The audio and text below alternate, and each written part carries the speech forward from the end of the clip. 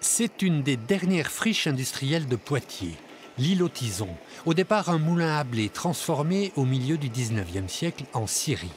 En 1985, toute activité industrielle disparaît et depuis un an, les pelleteuses s'activent sous le regard avisé de Thomas Regdoz. Un changement, en fait, on s'en aperçoit, on a un avant-après, mais on a rarement le pendant. Et donc j'avais cette possibilité-là de couvrir tout le chantier, toute cette transformation jusqu'à un peu après, puisque j'ai prévu les dernières prises de vue, je les ai envisagées après l'inauguration pour voir un peu comment le lieu revit déjà ou pas encore. Alors Thomas arpente les lieux, les voit se transformer puis disparaître.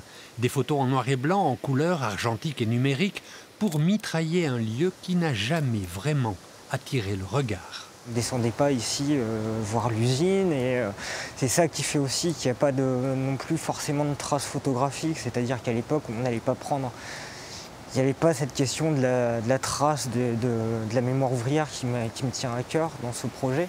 Entre la friche et le photographe, des liens étroits se tissent. Le silence des lieux et les vestiges rouillés résonnent encore du chahut des machines, un espace hors du temps que Thomas s'approprie.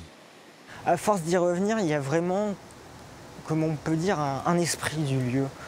C'est-à-dire que déjà, il y a cette charpente qui va être conservée, heureusement, qui donne une atmosphère au lieu. Il y a cette cascade, il y a la rivière, et c'était un lieu en dehors, en fait, qui était resté figé.